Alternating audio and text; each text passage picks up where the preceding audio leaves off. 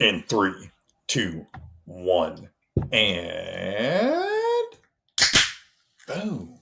That's the sound of an Ultra Crude podcast. How about that? Yeah, I'm John. With me, as always, fabulous Miss Jones, race directors, Mid-State Mile. May have heard of it. It's probably why you're listening to the podcast. It's a good possibility. Yeah. We live life together. We do running of ultras, and we host races. And coach. And we do coaching. We're just all up in the ultra running world. All up in it. There isn't anything we do that isn't ultra running related. That's true. We should explore other hobbies. I mean, I do some stuff that's not, but it still involves being in the woods and being outdoors. I mean, yeah. I don't. It's trail running, but without the running. That's true. I mean, there's a couple of things I do that don't involve running, but mostly it's things that you do when you're recovering from running, more or less, because you can't just run all day, every damn day. You sure can't. It's not healthy. Unless you're, what is that? John Kelly. John Kelly crushing the Appalachian Trail right now. I don't know what the South North record is right off the top of the head.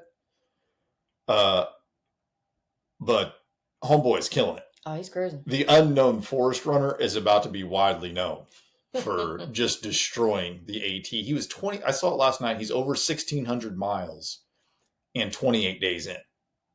So he's within shouting distance of Katahdin. Yeah. And just, woof, that's fast. Yeah. He's got plenty of time to do social media while he's out there. He's taking it easy. Yeah, just uploading videos, talking to the camera, telling stories. I love it. Nothing but time. Dude's not out of breath. What else is going on? Well, let's get into global events and the opening portion of today's show. There's a big last man standing going on in England somewhere. Australia? Is it Australia? Yeah. Is that not England anymore? No. Dead Cow Gully? That's yeah, Australia then. Opposite directionally on the globe from England. Yeah. But I mean, that's outside New Zealand, I think. Yeah, I mean, they're not even neighbors.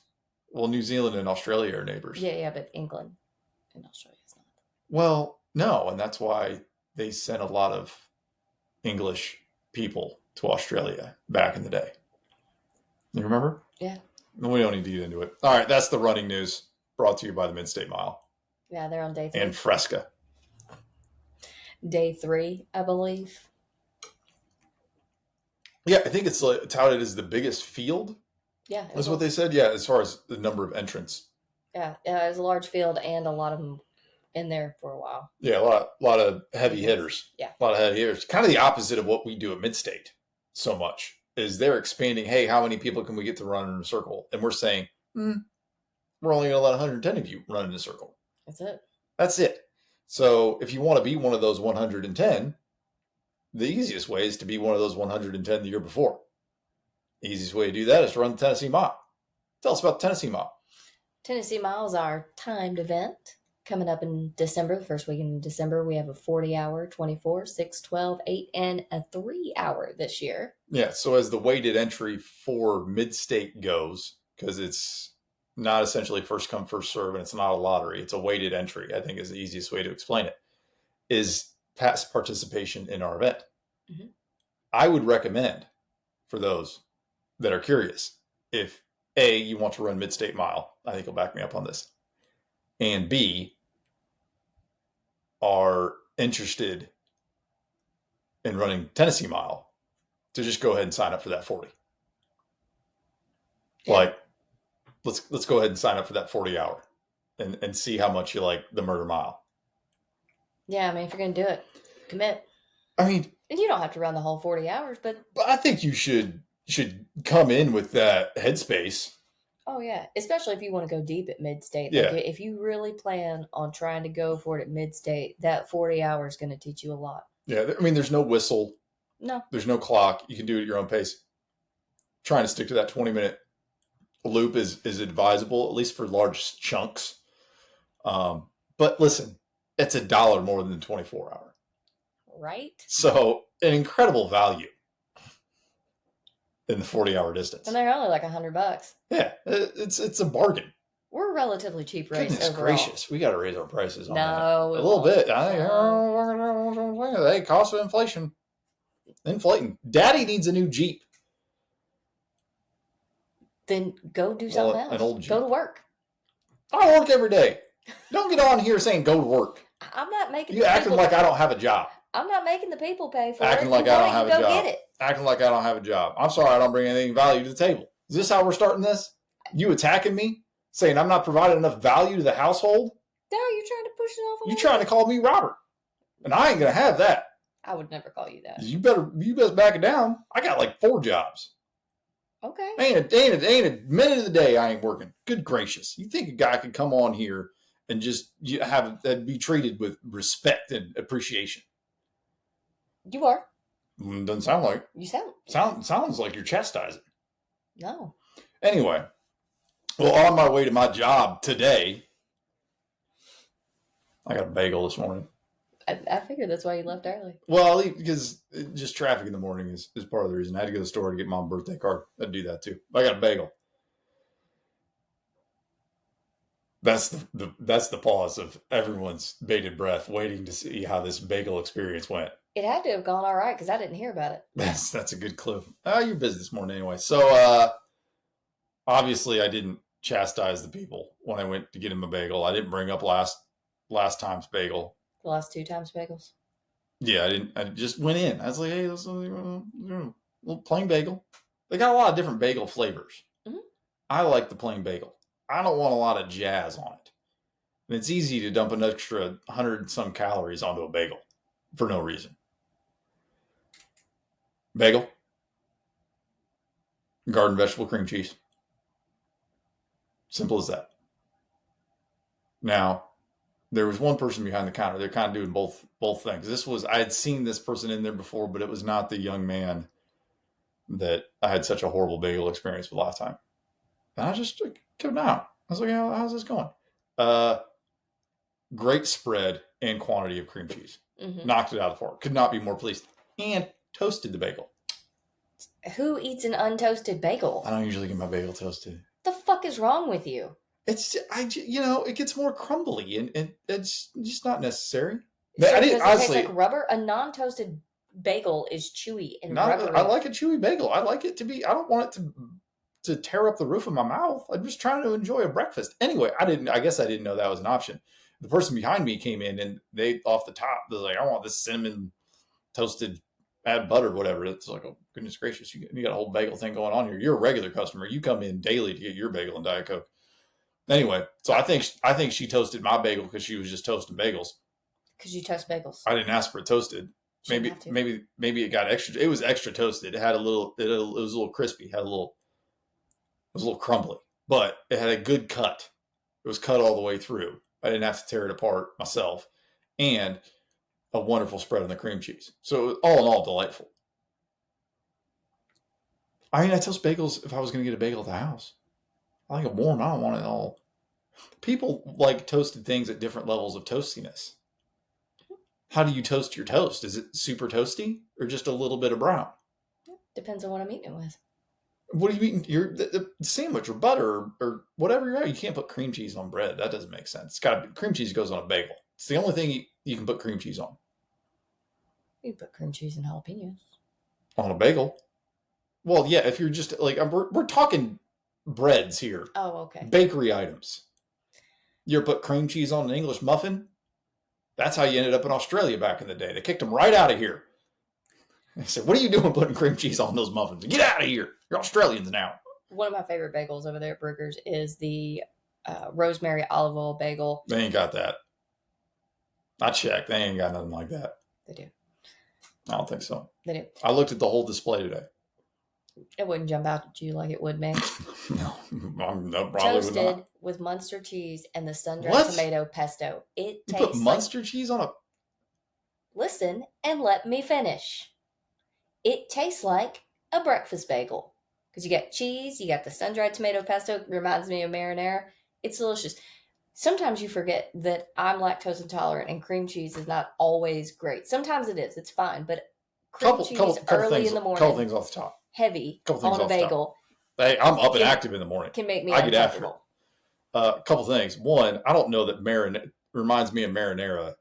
Strikes me as a breakfast flavor. Marinara doesn't have any place before late afternoon. It's not Evening. marinara. It's Marinara sun-dried is an evening pesto. food. You can't even pull marinara out for lunch. That's a heavy lunch. And I like marinara sauce. You know I do. Big fan of the marinara. If we were going to rank sauces, marinara is making my top 5. What would be number 1? I don't know. Cheese. Speaking of marinara, I really enjoyed that pizza Steve sent us. Oh, yeah. We got another pizza. I like the pizza. It's good pizza. Yeah, it was Brooklyn's finest. Coal-fired pizza. Coal-fired pizza is delicious. Yeah, it was really good. It's quite tasty. Normally, I don't like those kinds of pizzas because I feel like they taste very plain and bland, and they're usually very abundant small. in flavor. It was. And quality sized.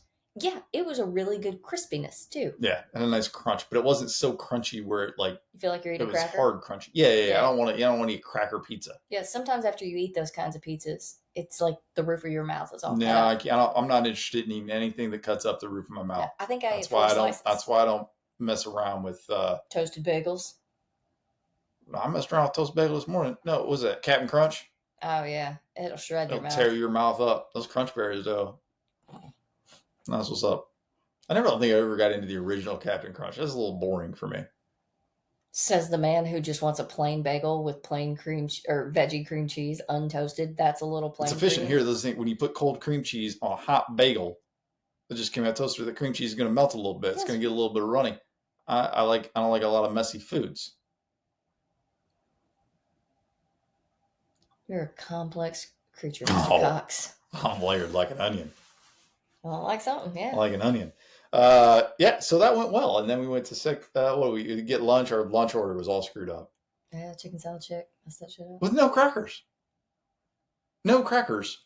I feel like the crackers with the chicken salad is like the pillar of getting the chicken salad. Eating just chicken salad, even though it's fancy with a fork, is kind of sad. Yeah. It's just on that piece of lettuce, which I don't like anyway. Because I feel like there's remnants of chicken salad in there on the lettuce, and I want to eat those. And I can't ever get it off the lettuce and like cleanly. Yeah. There. That was eating today. That's a wrap. Thanks for coming back, everybody. We appreciate you following along on our adventures and culinary delights. This is now a food review podcast. Do you have any questions or anything? No, I didn't do any questions. Listen, we asked the people a lot of things. Like to give them a little break. Maybe we'll bring it back, bring questions around next week. I didn't think that we were at a lack of things to talk about. Oh, well, you've asked me what we were going to talk about multiple times. You never know. No, I don't. Sometimes I think if I ask you if you've got anything, it'll prompt thought and you'll bring something to the table. Listen. I'm listening. I think everyone's listening. I am the table. You're the table. I'm the table. All right, you're the table. I'm going to go to work. So rude. Never going to get over that. Just really know how to cut a guy. I want to talk ridiculous things that happen. Obviously, I think there's a little more mid-state to talk about. There is a whole lot more mid-state. And so that's I'm going to wrap some things up on the end. But were you there when the Uber drove through the corral? What? I didn't even know. I think it was Saturday evening, pre-intermission, and a car just comes it just appears out of nowhere up the road that volunteers and we park on. Yeah, that says there's a sign, do not enter. Anyway, I'm not going to hold anybody to the sign's integrity after the rain. Yeah, that's fair. It was pre-storm, but it pulled all the way up, past the porta potties, and then turned onto the course towards the yard. It all happened in a flash. Just went past the driveway. Yeah, where clearly a house is that. Yeah. And up 2 people, porta johns, middle of things, and on into a yard. Yeah. He was turning into the yard, onto the course. What a fucking idiot. And I go, let me walk over there, see what's happening. So I go over there and knock on the window, and he just kind of gestures like, I don't know. I understand him. Not for nothing. Didn't understand what he said. He said Uber, and then he just kind of did a circular motion, like, Uber. Like, I went, hey, buddy. In the fucking yard. You're in the wrong spot. I'm going to need you to get out of here. Yeah. And like, I was inconveniencing him by talking to him. He was kind of irritated that I had deigned to go over there and rap on the window going, hey, what are you doing? Out of all the places to go to pull into, there's a field with parked cars. Here's a driveway. No, I did not know this. I had no idea. That happened. There's always something that's going on that you go, this seems unnecessary. There's always that one thing. That was the thing. Like, oh, okay. I'm trying to wrap my brain around, like, I want to follow this guy in life and just be like, hey. Well, he drives for Uber. No. Just get another Uber. Maybe he'd come by. I want to go, just tell me how you got here. Like, with the decisions that are made. Sometimes I want to look at people, and this would be one of those guys, and go, walk me through it. Like, step by step. I want to know how you got from point A to point B, or C, D, E, F, in your brain. Yeah. Well, I don't know that a lot of brain power is being used up in that particular sequence. And I understand needing to turn around. But you could have done that just down there by the road. Yeah. You didn't need to keep driving on up towards the shop. No, but there are people. Past the cars. There are people that, whether in the backcountry, on the trail, or during a race, continue to make bad decisions. And they just snowball. He would be one of those people. Rather than, he would probably continue down a trail that led nowhere, that he had no idea where he was. Ignore all the flags. Yes. Like, or the lack thereof. Would just keep going and compound the situation and its severity. It just, anyways, yes, there are people that also do that. And I'd be intrigued. Like, let's go through this. Walk me through some other life decisions. It was quite the spectacle to see a car just miraculously appear. And for a minute, I thought maybe somebody called an Uber. Because I guess it could. You got all those people out there. Somebody needs to get somewhere to, whatever. Mm-hmm. But, yeah. He didn't say he was there to pick anybody up. He just kind of motioned that he was turning around. And I just kept thinking, there was a lot better places than right here, buddy. You pass multiple better places. Like, you get stuck pulling in the yard, you're creating a problem. Well, also, you shouldn't pull in people's yards. Well, I mean, you understand, like, it looks like you can turn around. We turn around up there all the time, but not when there's an event going on. Yeah. Not when it's a crowded space. And usually there's people standing right there in that road. And I wonder if they saw him coming up, so they just got out of the way. Like, I don't know what happened before he appeared. It was pretty ridiculous. I wouldn't even be mad. I would just be fascinated. Yeah, I wasn't super mad because he didn't belong there. And I think he realized he didn't belong there. If it's somebody's like crew person or whatever pulling up there, I'm going to be a little upset. Yeah. Because you should know enough to pay attention to the signs and realize you can't do that. But this was an outsider. Yeah. I did have. Now, had somebody jumped in the car, like if that was somebody's Uber and he pulled up there and they hopped in, and I'd have been a little upset about that. I was like, no. Yeah, there's like a comment feature on there where you can tell them what to do, and if you didn't tell them what to do, you just dropped a pin to the corral. Yeah. Said, "Come get me." Yeah, it is always interesting, some of the little things that happen. Yeah, cyclists show up. Yeah, and that's actually how we met Gary. Are these known cyclists?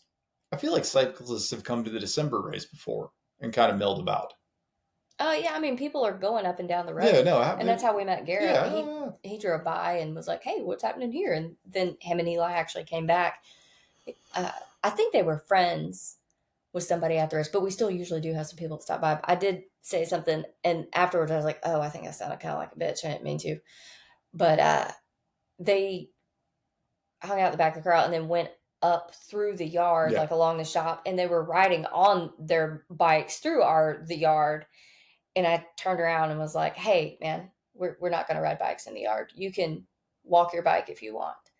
And I'm sure maybe they didn't think anything of it, but no, I don't. Yeah, no, I don't want you. I think it's reasonable to say, hey, can you not ride around up here Yeah. with an event going on and people and running and whatnot? You never know when somebody's going to be coming through. Ironically, I was out there yesterday doing the mowing, and some cyclists rode by on the road. And I heard because I was trimming some branches before I mowed. And the guy was like, hey, this is where they had the festival last weekend. And I was like, well, you're not wrong. Yeah. But thanks for noticing. Yeah. You know what I mean? It is kind of funny how it's become known just organically through that, whatever that community is. Yeah. That there's this big event place out there. Yeah, I've been putting up flags. I think this was last year, and a cyclist rode by and stopped, and he was like, "Oh, this is Mid-State coming up this weekend?" Yeah. Like he had heard about it, knew, and I think they planned to ride through and did. And we do encourage people to stop. Like it's yeah, open. And then they stopped, and he told them to get off their bikes that they weren't welcome. I didn't tell them they weren't back welcome. Now we're gonna be on the next door group. Don't go by East Fork on Father's Day weekend. That redhead gonna get you. And people on next door don't sound like that. No. Oh my gosh! Don't go by East. They sound more like that. No, like you can go out there and walk your stuff. But I did. I think I said to the guys like just. No, I heard you. It wasn't liability. Okay, yeah. Like I said, liability purposes. Like I can't have you riding around the property. It didn't. I heard it. It wasn't that. Okay. You were all right. But it was weird that they brought the bikes up to the back of the corral. Yeah, I did tell them that I said if you want to park it somewhere up here, like that's totally fine, hang out. But yeah, we're not riding around checking things out. So I think those were the only two spontaneous. Didn't see that coming. Yeah, it's super cool. I love when people do that. Terry parked it in the entrance to the field. His van got stuck. Right, he pulled in to the muddy part of the field. Not like, hey, it's dry over here. Mm-hmm. Not dry, but not muddy. You could easily pull in here. Didn't do that. Just pulled in right to the muddiest spot. This was Sunday. And then obviously got stuck immediately. And then just left it. Came up and was like, hey, I'm stuck in the field down there. You're going to do something about that. Terry, for those. It's who I work for because I have a job. I know you have a job. You just told everybody I need to get one. So... go get another one. Yeah. How about that? Go get another one. There we go. I ain't doing anything right now. I could be at work. No, I'm glad you're not. Yeah, which is just a very Terry thing to do. Last year, he showed up and parked in the yard. Terry, by the way, sponsors the event through Team Nashville. So there's designated parking for him. Terry ain't going to do that. Terry ain't going to do that. That's not how he operates. No. But he parked it in the yard last year, and I went, come on, Terry. Just don't park in the yard, buddy. Just park right over here. And so instead, this year, is Sunday he came back. So he was there Saturday, no problem. And he just, van stuck. Oh, well. Just hopped out. Well, the Leo's rental van got stuck. Their minivan. Yeah. And his mom wanted to go, get her mother-in-law or whatever, one of the other family members. And couldn't get it out. Me and one of the other guys that was with him finally got out. Jeremy Caden came in last minute. Gave it the push. He knows what's up. Yeah, because he was getting his car in the field. And this was the first year where we actually told people that were coming back on Sunday, park in the driveway or in the yard. I don't want anyone else in the field. Not a big deal. We don't want anyone getting stuck. Except Terry. So I go down there, and I basically just turned his traction control button off, mashed the gas, and drove it out. Ralph was walking by going, who is beating the tar out of that van? And he saw it was me and went, that'd be all right. Like, yeah, it ain't mine. I'm on a time limit here, buddy. I was wondering why you were walking down the road. Yeah, I only got a few minutes to get this situation unstuck. Yeah, I was like, why is he walking down there? But I had already come out of the field, done all that, and was trying to get stuff picked up. So I might have walked down the road at another point just to do a little check it out thing, see what was going on. But yeah, it's crazy. You never know what's going to happen when you put on a live event. Yeah. So luckily no snakes or anything crazy. No snakes this year. No, nothing crazy. Yeah. Did I miss anything else? I don't think so. Those are the more entertaining John things. Mm. Not a lot. I think, when I think about Mid-State in context of this year, we mentioned it last year that there was much less sophomore slumping going on. Yeah. I don't know that I could name one off the top. So maybe we broke the curse. But I will say progress. This was a year of progress. And I think it's illuminated in Nicholas Leo winning, it being his third year. Kind of doubling up every year. Yeah. More or less. But there's a lot of guys that came out and just did better. And I think this is such a beautiful format to show progress and growth. Growth is the goal, if you ask me. That's why we're all in this. And if we're not in it for growth, then you've got to figure out why you don't need to grow in your life. Yeah. And we'll talk about that. Like, we need to have a conversation if you're not interested in growth. But this format just exemplifies it so well. And so many people that came and grew this year. And that's what really, makes me feel great about putting this event on. I think my question is, if I had a question, I would ask you, is Mid-State Mile a race? No. Yeah. Like, and I don't like calling it a race, honestly, and I don't even like calling it an event. I mean, it's just it's an event. It's an event. But it's so much more than that, and so much more happens. And a race is so much more of a I'm gonna beat you. Who's the fastest?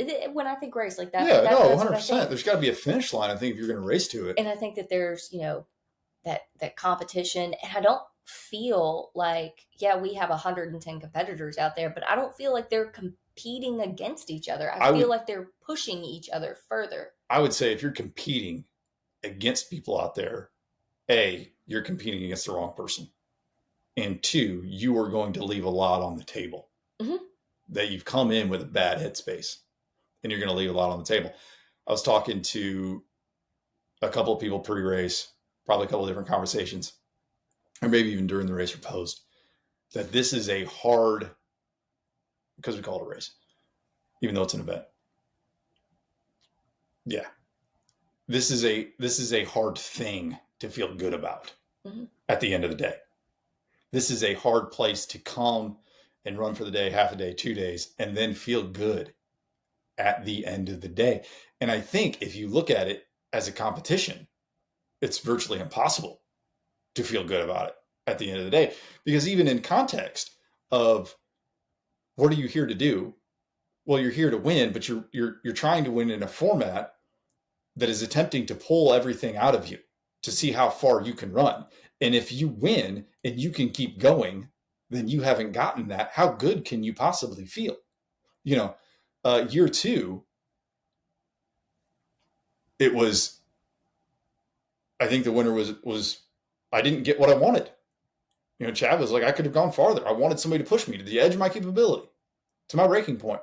I wanted to be broken out here, and I wasn't. I'm disappointed, which may or may not be true. But if that's the reality of I want to come and be pushed to my breaking point and I win, well, then you don't get what you were looking for, because ultimately you were trying to come in second place to go as far as you possibly could. And so now maybe if someone times out on that victory, I love that. Oh, I can't wait to see that. They would have given it. Yeah, that's their breaking point to not make it back in that 20 minutes on that last loop. Which is our caveat. Our rule is that you have to complete the last loop within the time frame. Mm-hmm. Otherwise, the loop doesn't count. And so here we are. I don't want that to happen. No. But I'm not afraid of it happening, because then you're just left with the, hey man, you ran as far as you could. You did everything you possibly, and and I know, and that's a beautiful gift to have. But you've got to come into Mid-State with a set of goals that aren't really tangible. And we've seen this kind of hobble people over the years with a mileage goal in particular. We say don't set one. Or a darkness goal or an intermission goal or whatever that is.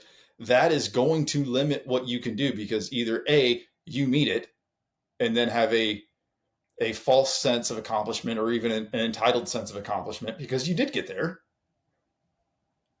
But then you don't have a lot left or a real good reason to keep going. Mm-hmm. So you don't get to actualize your potential of what you possibly could do because you've set this other goal. And I think the only way to feel really good about competing in mid-state is either A, just come to hang out and have a good time, which is fine. But I don't know that you're going to get that good feeling from it. Some people do, but it depends on what you come looking for. If you come with the goal and looking for just saying yes and pushing yourself, yeah, it doesn't matter where you finish. If you push yourself and run all the miles you can run. Yeah. If you answer the whistle as many times as you can answer it, it doesn't matter where you finish.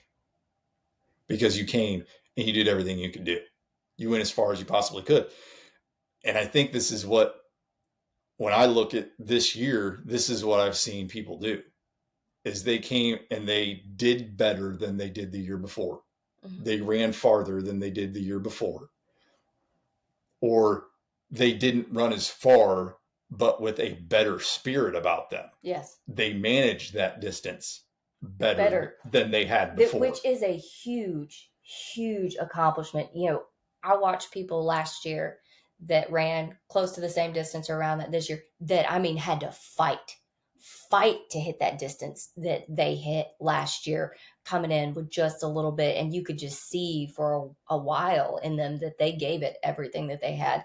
And this year, a couple of them still timed out around that same time, but looked so much better and so much stronger. Sometimes. Because sometimes you got different stuff. Yeah. Because when you grow and you increase your capability, you're going to get something else that pops up that you need to work on. Mm-hmm. And it may take a couple of years to get that package put together. And even then you're going to find something else. You know, we didn't have to work on heat as much this year as we did in years past. The thing about going really far at mid-state or even to win, for most athletes,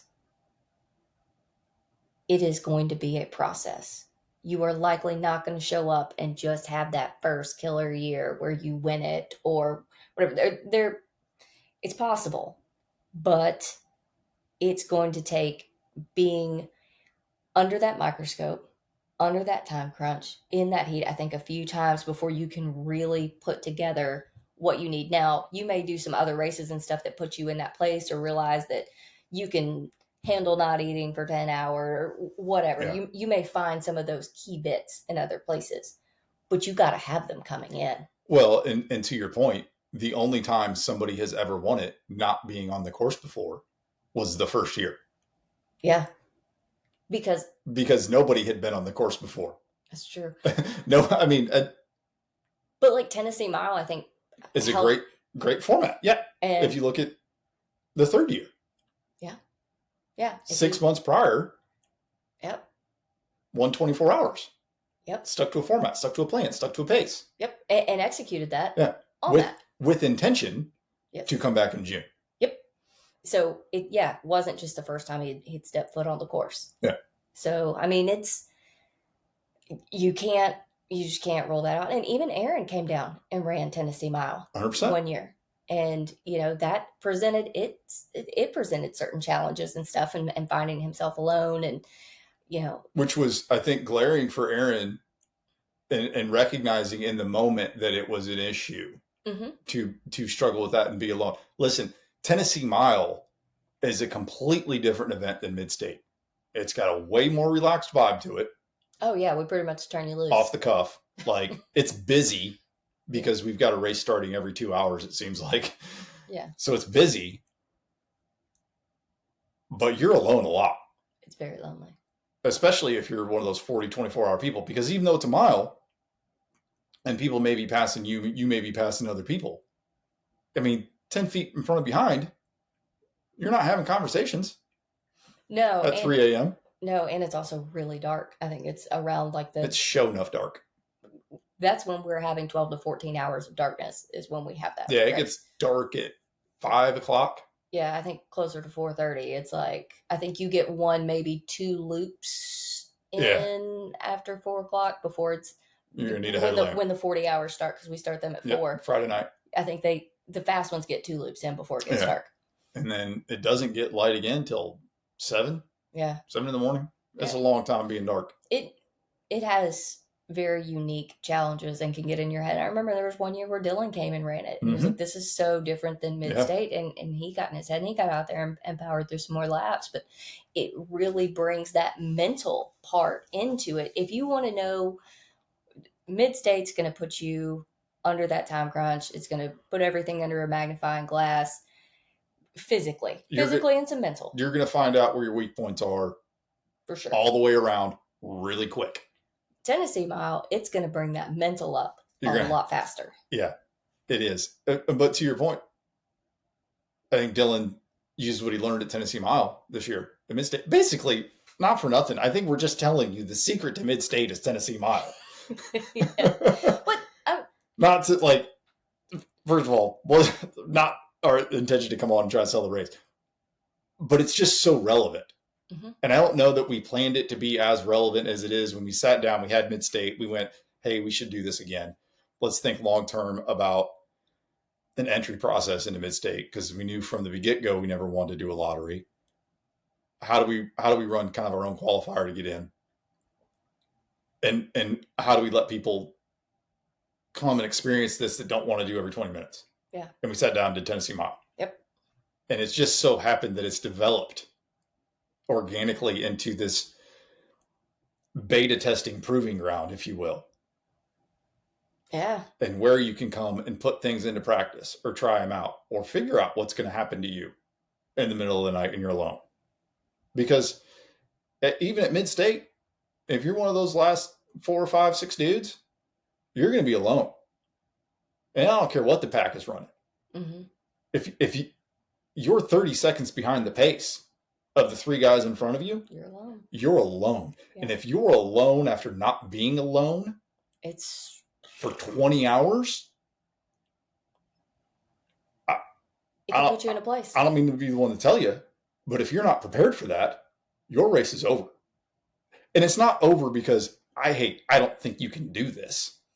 It's over because that is such a mental and emotional gut punch that you just got blindsided by events happening beyond your control, that the dude that was running behind you didn't make it. And that reassurance that there was someone behind you, or those 2 dudes or 3 dudes or whatever, isn't there anymore. You're essentially running with this safety net. Oh yeah. And then you realize you're the last one. Yeah. Even if you're not running with the guys that are 30 seconds or 10 or 2 minutes ahead of you, you're not alone because there's someone back here. Yeah. And when you pull that plug, that is a cliff, I think. I watched that in the night once they start falling off. And I think that's a waterfall effect. I mean, and I think that's exactly what it is. I think that's exactly what it is. Again, it's one of these things where it doesn't matter where you finish or where you're at in that. I think you're probably top 15, 20 is where you're going to see it the most. But that's what's happening. Well, you start losing one every single loop, and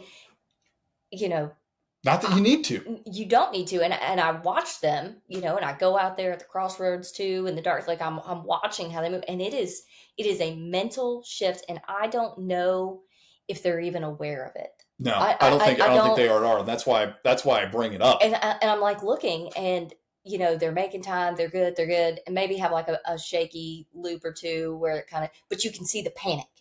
You can see it in how they move. You can see it when they come in and how they interact. And initially, everyone slows down in the dark because it's dark. Yeah. The pace It's slows just in the natural. dark. It's not a big deal. So if you're not at that tree at 9:12 or whatever your marker is, it's okay. but that shakes a lot of people. And I get out there and I yell at them about, you need each other. And you really do, because as soon as you start to space out and you stop talking, sure, you want to see yourself make some number goals and be in that top 10 or be in this, but at some point you're going to be the last one there. Yeah. Or what you do is you let those 3, 4, or 5 dudes ahead of you get a little farther ahead of you, mm-hmm. run a loop back there where that guy can see you, that tail gunner can see you. And then that next loop, you just start two-stepping him. You just start two-stepping him. And so then he feels it. Yeah. And then after he's done, you can bump up and run with that pack again. Yeah, I mean, if you wanted to play games out there. I don't think you should waste your energy on games. If you're worried about what other people are doing, you're not worried about yourself. Again, that's kind of it comes back to, are you here to compete? Yeah. If you're competing, you should be competing against yourself, because it's the only thing you have control over. It is. And that's, I said, you see them come in the dark and then all of a sudden there's timeout. And I've watched them. Their gait is fine. Mm-hmm. Nothing has changed for hours. Mm-hmm. It was a mental switch that once those other people back behind them felt, they just knew, oh, it's a matter of time. I'm next.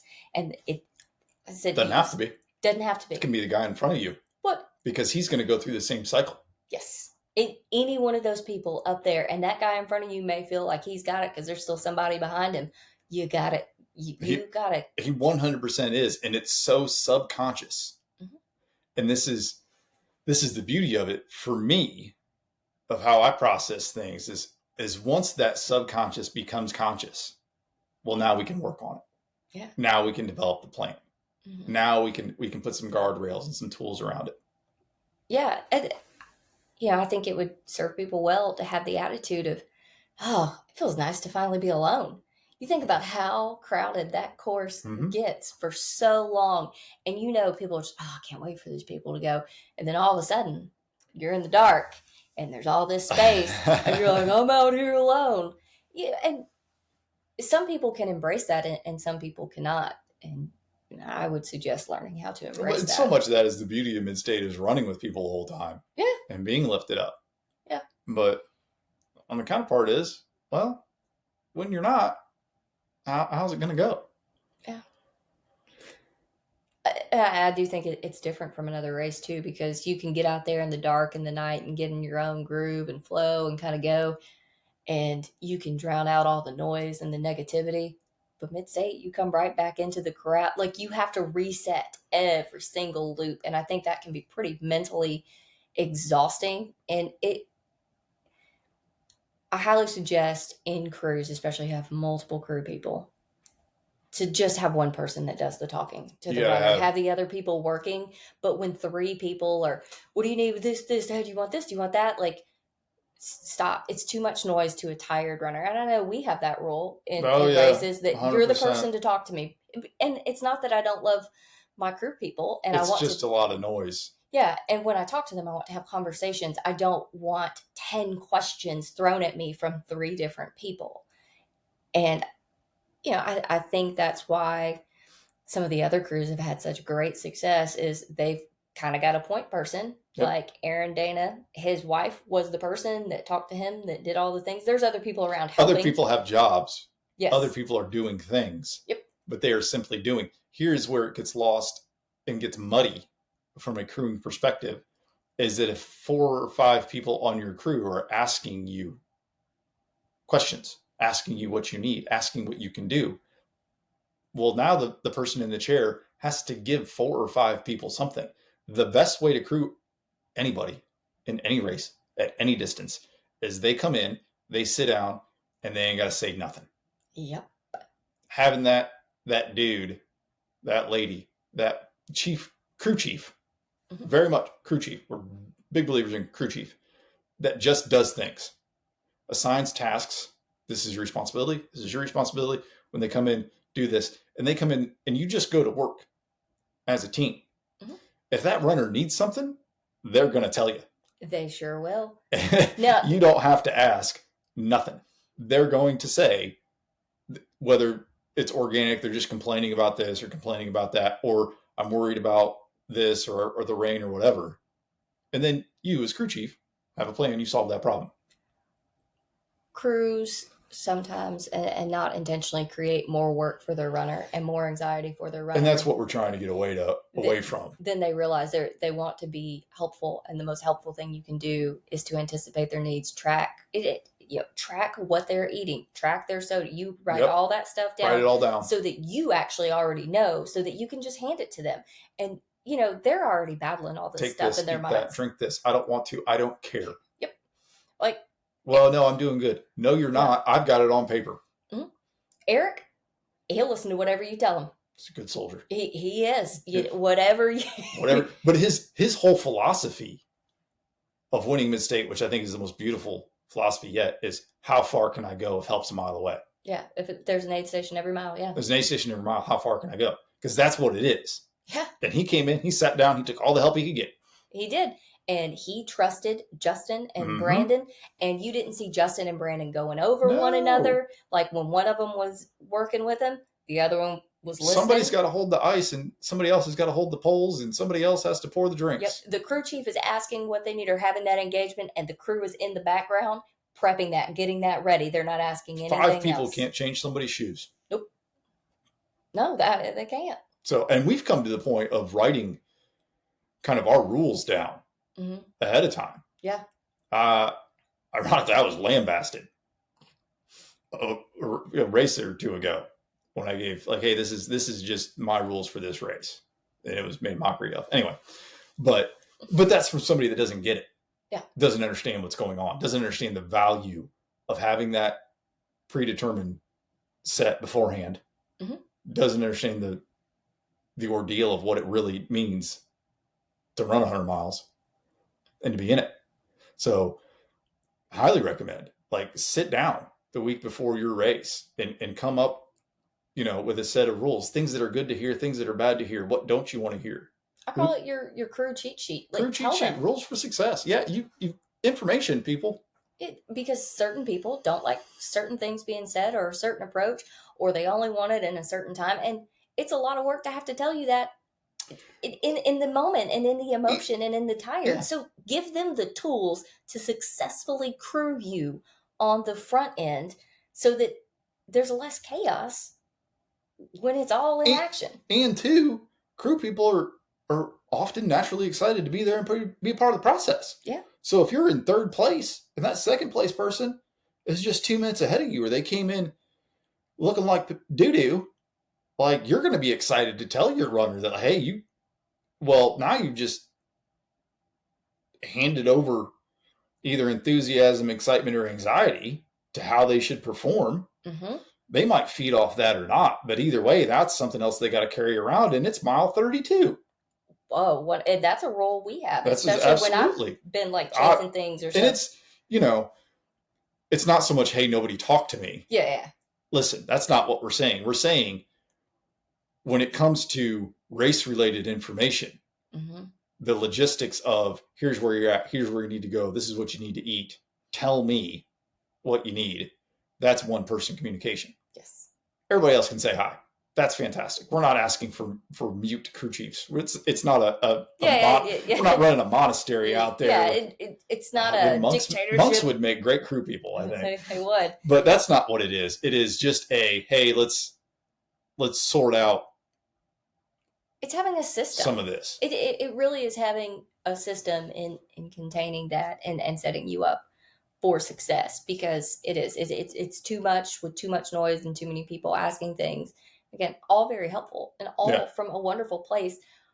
But once the information has been relayed, then the runner can focus on relaxing, and then, oh, hey, what have you guys been up to? Yeah. Blah, blah. The information's been exchanged. You start doing whatever you need to do as a crew chief and getting what you need. And then I can be like, oh, hey, Leah, did you see da da da da da? And you give your runner a chance to relax, because if you are scattered, anxious, frazzled, rushing, which happens a lot at mid-state because you are under a time crunch. Or big 100-mile races. Yes. Those crew aid stations at 100-mile race are insane. There's a lot going on. Yes. When you come into those. So it's very similar atmospheres. Yes. It's a lot of hustle and bustle. Be the calm. Yeah. Be the place, because you don't know what they've been going through in their mind, and especially in 100 miles or mid-state, or when things get hard, there's so many voices and things going through your mind that having a space to have quiet, calm, That's is your really important. That's your job. I actually told a crew person that this year at Mid-State, listen, I'm going to stand in about the same spot for the whistle every year at Mid-State. There's where I need to stand to see the clock and see the finish line. I'm going to stand kind of right around there for the entire. So if this is where you're sitting for the race, you're going to get more of my attention than other people, just because that's where I'm going to hang out, because that's where I kind of need to be in the corral, which may or may not be a good thing for you. Either way, I'm going to see more of what's going on in your race than maybe you want me to, which is going to lend me to comment on it. But I had to tell a crew person because there was nonsense going on. I didn't give him I said, hey, you have to be the calm one in this situation. Like, they're obviously going through it out here. You're the one that has to be calm. It doesn't really matter so much how nice or unnice they're being to you. They're completely dependent on you right now. You got to be a little calmer for this to even have a measurable chance of success. It's true, though. Yeah, it is. It's true. It's there's so much more to it than just running a mile every 20 minutes. Yeah, it's a lot. It's an event, and it's just really grateful for the community that's come together and how we get to see it unfold, and the nuggets of truth that we get to pick out of it each year, and the nuances of what it really means. And I'm really, really grateful this year that we saw so much growth and so much improvement. And some of the improvement was miles, and some of the improvement was demeanor. Yeah. And it all pays dividends. It does. And I've kind of, aside from sharing social media stuff, I've not really posted or done a whole lot. I've had a lot to unpack. And last week was busy and we were catching up on stuff. So I need to get back on that. But it's always, I find myself after the race kind of withdrawing while processing all of that, because it's so hard to be so invested in so many people and watch them go through it. Mm-hmm. It's a very, it's just an emotional experience. Yeah. At least for, me. And I feel like I always need a few days of just kind of calm to understand what really happened and kind of get through it. And look, we both know I don't do emotions super well. And it is get angry pretty easy. Well, it's a secondary emotion. Yeah, let's work on that. Yeah, maybe there's some growth we could explore. It's always it is a constant in my life, is striving for better. And sometimes I fail, and that's all right. But this year, I walked away so full, watching so many people push themselves and be vulnerable and walk away proud, because we've had some years where people are really disappointed, and it's really heartbreaking to watch disappointment after disappointment after, and people that you've watched and care for and you're cheering for and you're pulling for, and you feel the loss with them. And this year was just like, and it was so fucking amazing. Like, it really, I've been struggling to be able to articulate how fulfilling it fucking was watching the sophomore slump not really be a thing. To watch the growth, to watch the strength, to watch people come back and like be so proud of what they put together. Like, fuck yeah, I'm proud for you too. Like, yes. Yeah. Yes. Like, proud of all of you. Yeah. Like, this was a year of like, fuck yeah, guys. We've just increased our capability so much. This group has increased their capability, and that's ultimately, I think, what it's going to be is you just keep coming back and increasing your capability and running in life. And then eventually you're just more capable that day than those around you. Yeah. And that's the payoff that took years to get there. I look at how many people we had at the 12-hour intermission. That's 38. That's an incredibly capable group. And if y'all commit to getting stronger, not hitting the gym and bulking up, but working on the progress to be successful at Mid-State, which is being successful at things that are intangible. We could have 40 people at 24 hours next year. And that is an incredible sight to see. Yeah. I already think that next year is going to go long. I think so. I think we've gotten into a false sense of home on Sunday afternoon the past couple of years. I think next year is going to be hotter than all get out, and I think we're going to be longer next year. Yeah, and the potential is there, and the potential within this group was really, really solid. I mean, and again, that was obvious at intermission. That was obvious at midnight. But some of those things were that mental, that emotional, that mental, emotional, losing that safety net, not knowing that that's what's going on upstairs. We can work at that. Yeah. And we can come back and we can kind of anticipate this happening and we can push through it. Yeah. Yeah. All right. Listen, another episode of the Ultra Crude podcast. We're super excited you guys are following along this journey of ultra running and life. Fabulous Miss Jones, the BMFJ, the mother of Midstate, mayor of the Murder Mile. We'll get back at you next week. Thanks, y'all.